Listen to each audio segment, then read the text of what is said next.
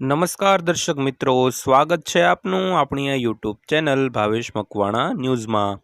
તો બધાને જય શ્રી કૃષ્ણ, જય માતાજી, હર હર મહાદેવ।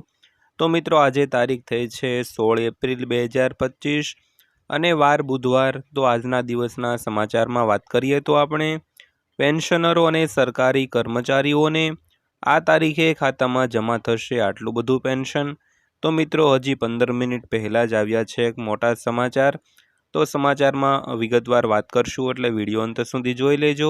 અને હજી સુધી આપણી આ ચેનલ તમે સબસ્ક્રાઈબ ન કરી હોય તો ડેઈલી આવી જ માહિતીઓ મેળવવા માટે આપણી આ યુટ્યુબ ચેનલને સબસ્ક્રાઈબ કરી લેજો મિત્રો। તો શરૂ કરીએ આજનો વિડીયો। તો વાત કરીએ તો 8મા પગાર પંચનો પગાર। જો તમે કર્મચારી છો તો આ સમાચાર તમારા માટે છે। તો ખરેખર તાજેતરના અપડેટ મુજબ અમે તમને જણાવી દઈએ કે કર્મચારીઓનો ફિટમેન્ટ ફેક્ટર 1.92 હશે, જેને કારણે કર્મચારીઓનો પગાર આટલો વધશે મિત્રો। તો કેન્દ્રીય કર્મચારીઓ તેમના પગારમાં નોંધપાત્ર ફેરફારોની રાહ જોઈ રહ્યા છે, જે 8મા પગાર પંચની ભલામણો પર આધારિત હશે। તો અહેવાલો અનુસાર ફિટમેન્ટ ફેક્ટર 2.86 અથવા 2.28 હોઈ શકે છે, જેને કારણે હાલના પગારમાં મોટો વધારો થવાની સંભાવના છે। પરંતુ વાસ્તવિકતા એ છે કે ફિટમેન્ટ ફેક્ટર ન તો 2.28 હશે, ન તો 2.86 હશે, ન 3 ગણો હશે। તેના બદલે તે શરતો, ફુગાવા અને અંદાજિત મોંઘવારી ભથ્થાને આધારે નક્કી કરવામાં આવશે। તો હાલની પરિસ્થિતિઓને જોતા ફિટમેન્ટ ફેક્ટર 1.90 હોવાની શક્યતા છે। તો હવે ચાલો સમજીએ કે આવું શા માટે થશે અને તેની પગાર પર કેટલી અસર પડશે મિત્રો। તો ત્યારબાદ વાત કરીએ તો પગાર કેટલો વધશે।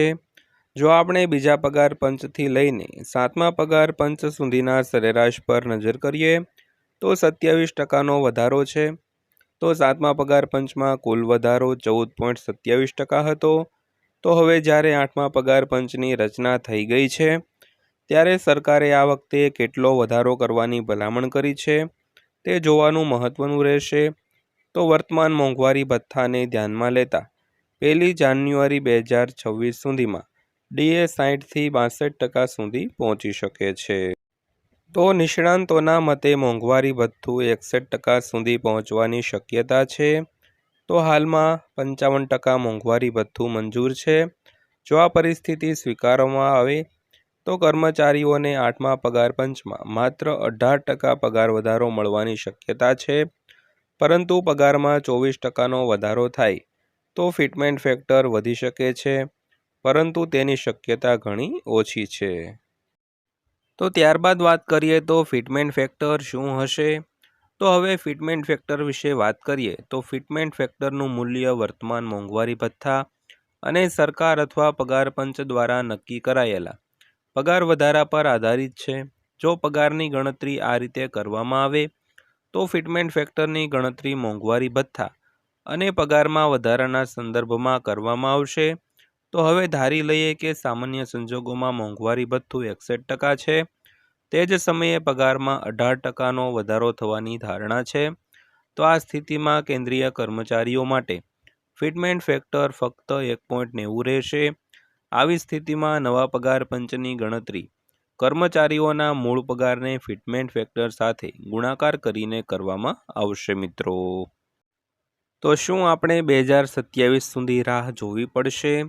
તો નવા પગાર પંચનો અમલ 1 જાન્યુઆરી 2026થી થશે, પરંતુ તેની ભલામણો આવવામાં અને અમલ કરવામાં થોડો વિલંબ લાગશે। તે પછી જ સ્પષ્ટ થશે કે કેન્દ્રીય કર્મચારીઓ માટે ફિટમેન્ટ ફેક્ટર શું નક્કી કરવામાં આવ્યું છે અને પગારમાં કેટલો સુધારો થશે। જોકે બધું નક્કી થયા પછી કર્મચારીઓને ફક્ત 1 જાન્યુઆરી 2026થી પગાર મળશે। તો મિત્રો મતલબ કે કર્મચારી તે નક્કી થયા પછીના મહિનાઓ સુધી બાકી રકમ મળશે મિત્રો। તો જો સૂત્રોનું માનીએ તો ભલામણો આવવામાં 15થી 18 મહિનાનો સમય લાગી શકે છે।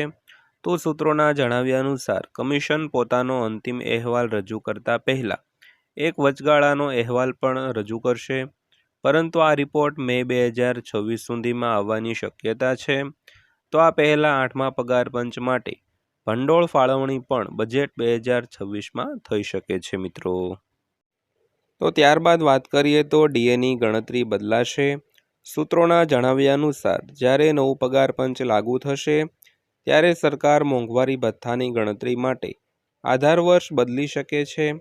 તો હાલમાં AICPI-IW માટે 2016માં જે 7મા પગાર પંચે સમય બદલાયું હતું, તો નિષ્ણાંતો માને છે કે 8મા પગાર પંચ લાગુ થવા પર આધાર વર્ષમાં ફેરફાર શક્ય છે, કારણ કે વધતી જતી ફુગાવાને કારણે નવા આધાર વર્ષ અનુસાર ડીએને સમાયોજિત કરવું જરૂરી છે। તો સંભવિત નવું આધાર વર્ષ 2026 હોઈ શકે છે મિત્રો। તો ત્યારબાદ અંતમાં વાત કરીએ તો શું જૂના ડીએનું મર્જર થશે? જો 8મો પગાર પંચ જાન્યુઆરી 2026 સુધીમાં લાગુ કરવામાં આવે તો વર્તમાન પરિસ્થિતિને ધ્યાનમાં લેતા મોંઘવારી ભથ્થું 61% સુધી પહોંચી જશે। જો આ કર્મચારીઓને તેમના પગારમાં ચૂકવવું આવશ્યક છે, પરંતુ જો આધાર વર્ષ બદલાય છે તો જૂના ડીએને મર્જ કરી શકાય છે। જો કે સરકારે હજુ સુધી ઔપચારિક રીતે આવું કહ્યું નથી। તો આ બધું 8મા પગાર પંચની ભલામણો પછી જ નક્કી કરવામાં આવશે। જો આવું થાય તો મોંઘવારી ભથ્થું શૂન્ય થઈ જશે અને મોંઘવારી ભથ્થાના 61% મૂળ પગારમાં મર્જ થઈ શકે છે મિત્રો। તો મિત્રો આ હતી આજની માહિતી પસંદ આવી હોય તો વિડીયોને લાઇક કરજો અને રોજે રોજ આવા જ વિડીયો જોવા માટે આપણી આ યુટ્યુબ ચેનલને સબસ્ક્રાઈબ કરી લેજો મિત્રો। તો ફરીવાર પાછા મળીશું એક નવા વિડીયો સાથે, નવી માહિતી સાથે। ત્યાં સુધી સૌને જય હિન્દ, વંદે માતરમ।